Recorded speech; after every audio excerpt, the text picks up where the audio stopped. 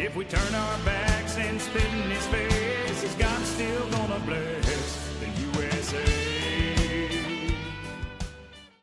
There was once an absent-minded professor who became so absorbed in his work that he forgot the simplest details. One morning, his wife said to him, "Now, Henry, remember, we're moving today. I'm putting this note in your pocket. Don't forget." The day passed. The man came home to his house. He entered the front door, found the place empty. Distraught, he walked out to the curb and sat down. A young boy walked up to him, and the professor said, "Little boy, do you know the people who used to live here?" The boy replied, "Sure, Dad. Mother told me you'd forget." Greetings, Patriots. I'm Perry Green. This is God in America. We have sympathy for people who lose their memory due to an accident, disease, or the decay of aging. In memory loss, we forget who we were and the how and why of our lives. The same is true of nations. When a country forgets its past, it loses its path to the future. America has a history that we need to know. We can identify with Job chapter 8, verses 8 to 10. For inquire, please, of the former age, and consider the things discovered by their fathers. For we were born yesterday and know nothing, because our days on earth are a shadow. Will they not teach you and tell you and utter words from their heart? I'm sure you're aware that Americans are unaware of our history and don't know where to go to find it. For over a century, reprehensible individuals have been editing and rewriting our past so that what we do know is often inaccurate or a watered-down version of the truth. They've cut the country's anchor lines to the distant voices of our ancestors who set the course for our nation. In the 1830s, just over 50 years after our founding, America flourished and people from all over the earth wanted to know the secret to our success. We've mentioned Alexis de Tocqueville and that he arrived in the United States to research it in 1831. He discovered that America's greatness was not economic policy, political expertise, or hardworking people. He understood the mystery was supernatural.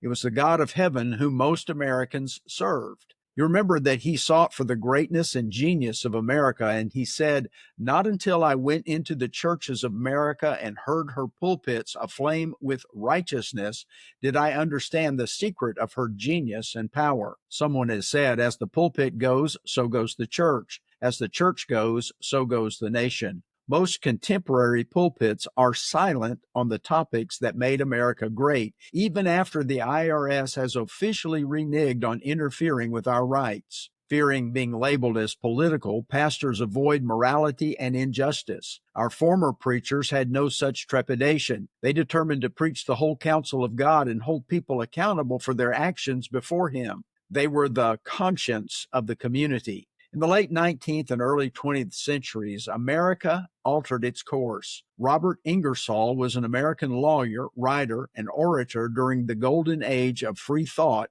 who campaigned in defense of agnosticism. He emphasized that the Declaration of Independence was a non-religious document despite its references to God.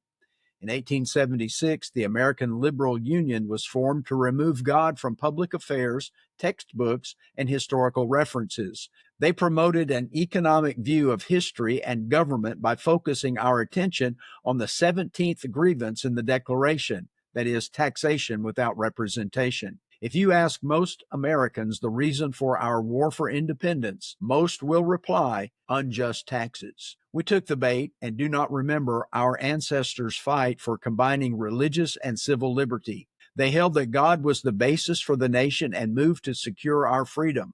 America's historian George Bancroft wrote that God rules in the affairs of men is as certain as any truth of physical science. Conservative evangelical Christian voters used to vote their values. They opposed immorality, an unbiblical definition of marriage, the slaughter of the unborn, and a host of unchristian behaviors. Today, thanks to the dumbing down of America, this voting bloc focuses on the government's fiscal responsibilities. When candidates run, the voters' attention is on how to make money, not how to make their nation great in the eyes of God. When we put God first, the other things fall into place, as our ancestors proved to Alexis de Tocqueville.